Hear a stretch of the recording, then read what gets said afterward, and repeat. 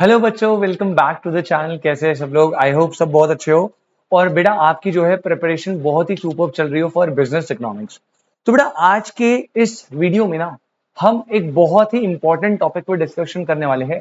आज इस वीडियो में हम ये डिस्कस करने वाले बेटा कि वो क्या स्ट्रैटेजीज है, वो क्या टिप्स एंड ट्रिक्स है, वो क्या फॉर्मेट है जिसमें आपको अपने बिजनेस इकोनॉमिक्स को रिवाइज करना है सो दैट आप पेपर में आराम से 80 प्लस मार्क्स स्कोर पर, मतलब हमारा जो एम है वो है 80 प्लस मार्क को स्कोर करना। और कैसे आप इजीली 80 प्लस मार्क के टारगेट को अचीव कर पाएंगे, वो क्या स्ट्रैटेजीज है जो आपको हेल्प करेंगी इस टारगेट को अचीव करने के लिए। ठीक है, अब मैंने आपके सामने बेटा सारे चैप्टर्स के पूरे पूरे जो है वेटेज बता दिए हैं और हर एक चैप्टर के बारे में मैं आपसे डिस्कशन करूंगा।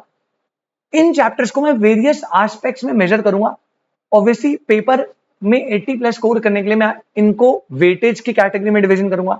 चैप्टर कितना लंबा है, चैप्टर कितना कॉम्प्लेक्स है, पेपर में जो क्वेश्चन आते हैं वो स्ट्रेट आते हैं या ट्रिकी आते हैं लैंग्वेज करके, हर बेसिस पे कंपेयर करने के बाद मैं आपको एक रिवीजन स्ट्रैटेजी दूंगा कि ऐसे ऐसे आप इन चैप्टर्स को पढ़ेंगे तो आप जो है अपने टाइम का बेस्ट यूटिलाइजेशन करके ज्यादा से ज्यादा मार्क्स स्कोर कर सकते हैं। एंड सबसे ज्यादा स्कोरिंग चैप्टर्स कौन से हैं और कौन से वो चैप्टर्स है जिनमें आप थोड़ा कम फोकस करिए क्योंकि वो ज्यादा टाइम लेकर आपको कम मार्क्स देंगे।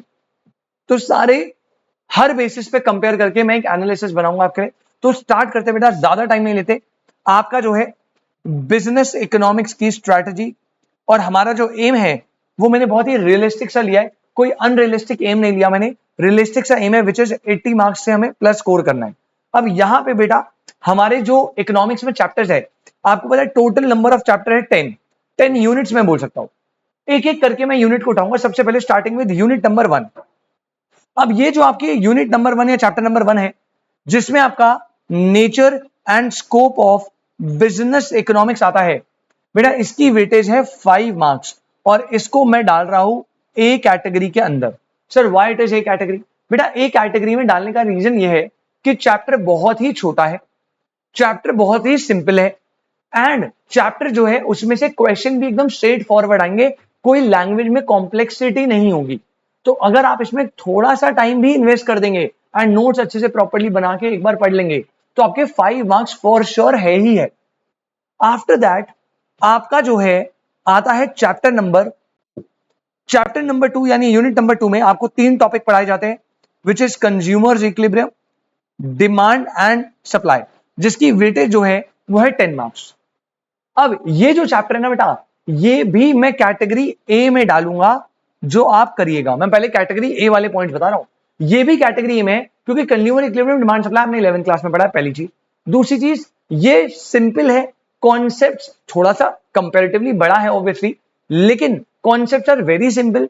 एग्जाम में भी क्वेश्चन आते हैं बहुत प्रेडिक्टेबल आते हैं। डिमांड से इलास्टिसिटी आएगी, चेंज आएगा, expansion contraction, law of demand आएगा, कंज्यूमर इक्विलिब्रियम इंडिफरेंस कर्व की प्रॉपर्टीज हो गई। ठीक है, तो बहुत एक्सपेक्टेड क्वेश्चन है और आप पढ़ोगे तो आप स्कोर कर दोगे 10 मार्क्स। आपको लैंग्वेज में ऐसा कोई ज्यादा प्रॉब्लम नहीं आएगी। तो चैप्टर नंबर 1 आपका एक कैटेगरी का है, पहले करिएगा। चैप्टर नंबर 2 भी आपका एक कैटेगरी का है, इसे उसके बाद करिएगा। इसके बाद चैप्टर नंबर 3 जो है बेटा प्रोडक्शन एंड कॉस्ट, पेपर में theory of production and cost के नाम से आएगा। Again this is of 10 marks and इसको भी मैं कैटेगरी ए में ही डालूंगा। जब अपनी रिवीजन करे पहले चैप्टर नंबर 1, 2 एंड 3 ये तीनों लाइन से निपटाएगा क्योंकि चैप्टर 3 भी बेटा बहुत सिंपल है। प्रोडक्शन एंड कॉस्ट न्यूमेरिकल भी है, कॉन्सेप्चुअल भी है, आपको पढ़ने में भी मजा आएगा और कम एफर्ट्स में आपके ठीक ठाक मार्क्स बन जाएंगे। अब चैप्टर नंबर 4 को स्किप करते हुए, अभी क्योंकि मैं कैटेगरी ए की बात कर रहा हूं, आप आइए चैप्टर नंबर 5 पे which is business cycle. Again category A का क्वेश्चन है बेटा, 5 मार्क्स मेरे को फ्री के लगते हैं। गिनती अगर आप प्रॉपर मेरे नोट्स देखोगे जो चैनल पे वन शॉट अपलोडेड है, भाई गिनती के 5 से 6 पेजेस में पूरा चैप्टर मैंने नोट्स में बता दिया। अगर आपने वो नोट्स प्रॉपर्ली पढ़ ली है तो आपके पेपर में 5 मार्क्स 110% डन है। कोई लैंग्वेज बैरियर नहीं है, कोई कॉम्प्लेक्सिटी नहीं है, सिंपल सॉर्टेड थियोरेटिकल चैप्टर है। एक बार आपने नोट्स बना लिए, 3-4 बार नोट्स की रीडिंग कर दी, 5 नंबर आपके डन है। लैंग्वेज में कोई भी प्रॉब्लम नहीं आएगी। तो कैटेगरी ए में चैप्टर नंबर 1, 2, 3 एंड 5 ये हमारे कैटेगरी ए में हो गए। उसके बाद अगला जो लास्ट कैटेगरी ए का चैप्टर है बेटा, वो जो है वो आता है chapter number 6 which is national income accounting and Keynesian theory जो एडीएस अप्रोच है, और ये बेटा 15 मार्क्स का आएगा आपके एग्जाम में। इसे ए क्या बेटा, इसे मैं ए प्लस कैटेगरी में डालूंगा। पहला, नेशनल इनकम आपने ऑलरेडी 12th में पढ़ा है। दूसरा, नेशनल इनकम थ्योरेटिकल थोड़ा है, न्यूमेरिकल पार्ट भी है इसमें, काफी पार्ट, मेजॉरिटी पार्ट न्यूमेरिकल है। तीसरी बात बेटा, चैप्टर के आप अगर प्रीवियस ईयर क्वेश्चन उठाओगे, इतने हलवे क्वेश्चन पूछे जा रहे हैं इंस्टीट्यूट के द्वारा इस चैप्टर में से, मैं क्या बताऊं। तो 15 मार्क्स में से, मतलब लास्ट अटेम्प्ट में मुझे पता है मेरे बच्चे ने बोला था कि सर नेशनल इनकम के 15 में से 15 क्वेश्चन सही है। इतना जेन्युइनली बता रहा हूं, इतना बेसिक लेवल वो नेशनल इनकम में पूछ रहे हैं, तो आप इसके लिए अच्छे से प्रिपेयर करिएगा। थ्योरेटिकल इतना कुछ नहीं है, न्यूमेरिकल है, आपने ऑलरेडी पढ़ा है, लैंग्वेज में कॉम्प्लेक्सिटी नहीं है, और 15 नंबर है सिर्फ इसके। अगर आप इसका चैनल पे देखोगे, वन शॉट भी अपलोडेड है, 7 लेक्चर्स में मैंने पूरा यूनिट कंप्लीट कराया है, अच्छे से एकदम डीप नोट्स के साथ, हैंड रिटन नोट्स के साथ। तो 15 मार्क्स आपका डन हो जाएगा इनसे। तो ये जो है, ये आपके कैटेगरी ए के चैप्टर्स है। तो अगर मैं यहाँ पे लिस्ट बनाऊं, तो ए कैटेगरी में कौन से चैप्टर आ गए बेटा, चैप्टर नंबर 1, 2, 3, 5 एंड 6, ये सारे बेटा ए कैटेगरी के सुपर इंपॉर्टेंट चैप्टर है। जब भी आप रिवीजन करने बैठो, पहले ट्राई करिएगा कि इन टॉपिक्स को आप सबसे पहले निपटाओ, क्योंकि मार्क्स आपको पक्का आके देंगे। इजी है, कॉन्फिडेंस आपका बहुत बिल्ड हो जाएगा। जब आप एक बार पढ़ोगे और आप क्वेश्चन लगाना स्टार्ट करोगे स्कैनर के मॉड्यूल के, तो एक ही बारी में फट फट फट आप सॉल्व कर दोगे, जिससे आपका कॉन्फिडेंस जो है ना, वो नेक्स्ट लेवल पे बिल्ड होगा। और एक बार इकोनॉमिक्स में आपको कॉन्फिडेंस आ गया, तो जो टेक्निकल चैप्टर्स है उनमें भी आप अच्छा परफॉर्म कर पाओगे। अब आते हैं कैटेगरी बी की बात। बेटा कैटेगरी बी में मैं आपको क्या बताऊं, देखो कैटेगरी बी में क्या था। कैटेगरी बी में सबसे पहली चीज जो आप मार्क कर लो, जो मेरे को लगता है बेटा बच्चे ना थोड़ा निग्लेक्ट कर देते हैं, बट ये 10 नंबर का सबसे इजी तरीका, और वो है chapter number 10 which is Indian economy. बेटा ये मेरा कैटेगरी बी का रहने वाला है, और इसको मैं कैटेगरी बी क्यों बोलता हूं, पहले देखो। अगर आप नोटिस करो 7, 8, 9, 10, money market, public finance, international trade, Indian economy, ये 10 मार्क्स के ईच चैप्टर है। हर चैप्टर 10 मार्क्स की वेटेज का है, अगर आप नोटिस करो। अब इसको पढ़ने का ना एक स्पेशल तरीका है बेटा। पहले मैं इन चारों की वैसे बात कर रहा हूं। ये चैप्टर इतने ज्यादा थ्योरेटिकल है कि अगर आप इनको पढ़ने बैठे तो बेटा आप इनमें फंस जाओगे। अगर आप बुक में लेके बैठ गए ना कि बुक की रीडिंग करनी है, तो आपको बहुत ज्यादा ड्रास्टिकली प्रॉब्लम आएगी। आप कहोगे सर ये याद कैसे होगा इतना सारा थ्योरेटिकल। तो इसको पढ़ने का एक स्पेशल तरीका है। अब तरीका क्या है, पहली बात, ये चारों चैप्टर कुछ पर्टिकुलर स्टूडेंट्स के लिए पेन पॉइंट है, तभी मैंने पेन पॉइंट्स ऑफ स्टूडेंट बोला है, क्योंकि हार्डकोर थ्योरी टॉपिक है, इनमें कोई न्यूमेरिकल नहीं है, कोई कॉन्सेप्ट नहीं, थोड़ा बहुत चलो मनी मार्केट में आ भी जाएगा, अदरवाइज कोई कॉन्सेप्ट नहीं है, सब कुछ थ्योरेटिकल, सब कुछ मनी मार्केट में थोड़े बहुत को छोड़ के।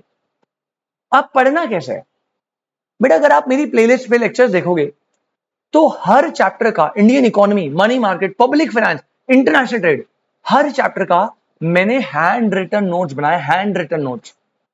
अगर ये चैप्टर चारों आप बुक से करने बैठे, तो बेटा आप ये कर ही नहीं पाओगे, आपको याद ही नहीं होगा।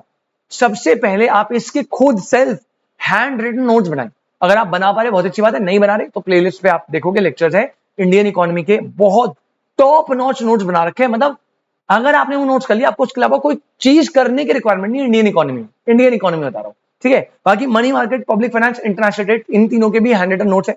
तो आपको नोट्स बनाने हैं प्रॉपर्ली, सुंदर सुंदर, और इसको 3, 4, 5 बार गो थ्रू करना है, specially when it comes to these 4 chapters, Indian economy specially.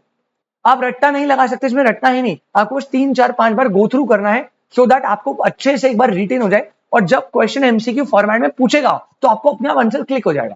जैसे अगर मैं आपसे पूछता हूं कि भाई इस पॉलिसी में, एलपीजी न्यू इकोनॉमिक पॉलिसी में क्या क्या आया था बताओ, तो ये बताना बड़ा डिफिकल्ट है, बहुत सारे पॉइंट थे।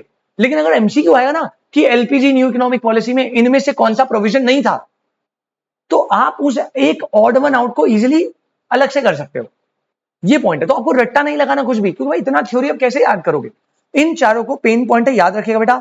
हार्डकोर थ्योरी टॉपिक्स है, हैंड रिटन नोट्स बनाइएगा, all chapter with notes are uploaded मेरे चैनल पे, और रिवाइज करिएगा multiple times. I repeat, learn नहीं करना, सिर्फ गो थ्रू करना है।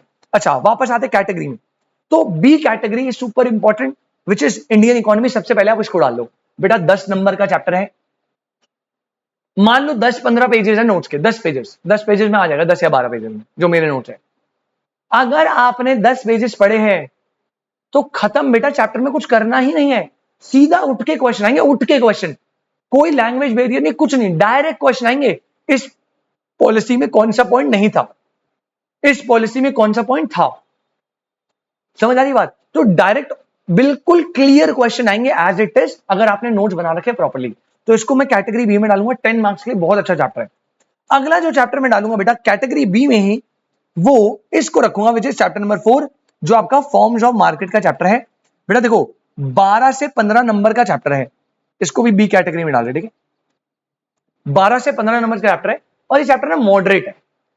अगर पेपर में एग्जामिनर चाहे तो इसे बहुत टेक्निकल भी बना सकता है और सिंपल भी बना सकता है, और वो मॉडरेट रखता है, मतलब 15, अगर 12-15 मान लो 12 क्वेश्चन आ रहे हैं तो वो 5 से 7 क्वेश्चन एकदम डायरेक्ट रखे, जैसे फॉर्म्स ऑफ मार्केट के जो फीचर्स है उन पे क्वेश्चन पूछ लेगा कि भाई ऐसी मार्केट जहां पे ऑन द स्पॉट ट्रांजेक्शन होता है, स्पॉट मार्केट, ऐसी मार्केट जहां पे गवर्नमेंट रेगुलेशन अप्लाई नहीं होती है, अनरेगुलेटेड मार्केट, तो डायरेक्ट क्वेश्चन पूछ लेगा। कुछ 5 से 7 क्वेश्चन वो पर्टिकुलरली प्रिसाइज पूछ सकता है, किस पे सर, जो टेक्निकलिटी पे बेस्ड होंगे, कर्व्स पे, ग्राफ्स पे बेस्ड होंगे। अगर आपने पढ़ा है चैप्टर आपको पता होगा काफी सारे कर्व्स एंड ग्राफ्स इसमें बने हैं जो काफी बच्चों को थोड़ा अंडरस्टैंडिंग करने में प्रॉब्लम होती है। तो ये तभी मैंने कैटेगरी में डाला है। 12 to 5 मार्क्स का चैप्टर है, बट अगेन अगर आप पढ़ने बैठे और आपको कर्व्स की अच्छी अंडरस्टैंडिंग, आपको मजा आता है कर्व्स पढ़ने में, तो आपके लिए चैप्टर इजी होने वाला है। तो कैटेगरी बी में मैं डालूंगा क्या, आपका इंडियन इकोनॉमी पहले, सेकंड में कैटेगरी डालूंगा मार्केट वाला चैप्टर, और थर्ड जो मैं कैटेगरी डालूंगा बेटा वो रहने वाला है मनी मार्केट। ये भी कैटेगरी बी का ही है, अगेन 10 मार्क्स का चैप्टर है इंडियन इकोनॉमी की तरह, और ठीक है थियोरेटिकल है लेकिन छोटा चैप्टर है कंपेरेटिवली, इजीली है, पढ़ लो क्या। पेपर में जब आता है थोड़ा सा कभी कभार टेक्निकल भी दे देते हैं कुछ क्वेश्चंस, तो ये कैटेगरी बी में आया। और लास्ट जो बेटा कैटेगरी सी है, दैट इज व्हाट, ये आपका public finance and international trade, ये मैं बोलूंगा आप कैटेगरी सी में रखिएगा। जब लास्ट में पढ़ रहे हो इन्हें लास्ट में पढ़िएगा, इन सबको क्लियर करने के बाद। सर क्यों? पहले दोनों चैप्टर 10 मार्क्स के, दोनों chapter one of the biggest chapter है पूरे सिलेबस के, और दोनों के दोनों यूनिट एकदम हार्डकोर थ्योरीज है बेटा, लेजिड थ्योरीज है, बहुत ही ज्यादा स्ट्रिक्ट थ्योरी है। मतलब आप देखोगे थ्योरी थ्योरी थ्योरी, कोई न्यूमेरिकल नहीं, कोई कॉन्सेप्ट नहीं, कोई ग्राफ्स नहीं, सिर्फ लेजिड थ्योरी है। तो बच्चे थोड़ा सा इसको पढ़ने में डिमोटिवेट होते हैं, तभी आई रिकमेंड कि आप पहले इन कैटेगरी ए वालों को पढ़िएगा, ये डन होते ही फिर आप कैटेगरी बी पे जाइएगा, और ये खत्म होते हैं फिर आप कैटेगरी सी पे जाइएगा।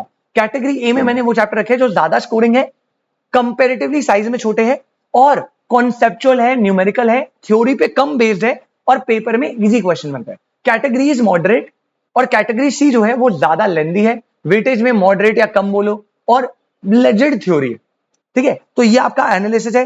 अगर आप गिनती के देखो स्ट्रैटेजिकली चलो, अगर 80 प्लस तो ये टारगेट हो गया। अगर आप स्ट्रैटेजिकली चलते हुए इन दोनों चैप्टर को छोड़ दो एक टाइम के लिए, मान लो आप लास्ट मोमेंट में पढ़ाई कर रहे हो, आपने पब्लिक फाइनेंस इंटरनेशनल ट्रेड को छोड़ दिया जो कि बहुत बड़ा बर्डन है, अब भाई 20 नंबर गए, 80 मार्क्स तो आपके हाथ में है। अगर आप 8 चैप्टर भी पढ़ते हो बेटा, 80 मार्क्स आपके हाथ में है। 80 में से अगर आप ऑन एन एवरेज करते हुए 70 भी ले आते हो, that is a good score. Although मैं ये कभी रिकमेंड नहीं करूंगा अपने बच्चों को कि आप छोड़ दो, भाई मैंने सब कुछ पढ़ाया, आपको सब कुछ पढ़ना है, और ये भी इजी है, ऐसे कुछ नहीं है, बस नोट्स होने चाहिए आपके पास अच्छे। बट अगर आप इन दोनों को छोड़ते भी, आपको पेन लग रहा है कि सर दर्द है, सर हटाओ से, बेटा 80 मार्क्स में से भी अगर आप ठीक ठाक परफॉर्म करते हुए 70 ले आते हो, इको में 70 से गुड स्कोर, ठीक है। बाकी आप छोड़िए कुछ मत, सब कुछ करेगा, and all the best. I hope आपको ये एनालिसिस काम आए। एबीसी एनालिसिस मैंने आपके लिए बनाया है, और इसके अलावा और कोई भी हेल्प चाहिए, कोई और एनालिसिस चाहिए, कुछ और से रिलेटेड वीडियो चाहिए, तो आप प्लीज कमेंट सेक्शन में बता सकते हैं। बाकी आपसे मिलते हैं नेक्स्ट वीडियो में, और जल्दी मिलते हैं। All the best, thank you so much, take care बेटा, बाय बाय, टाटा।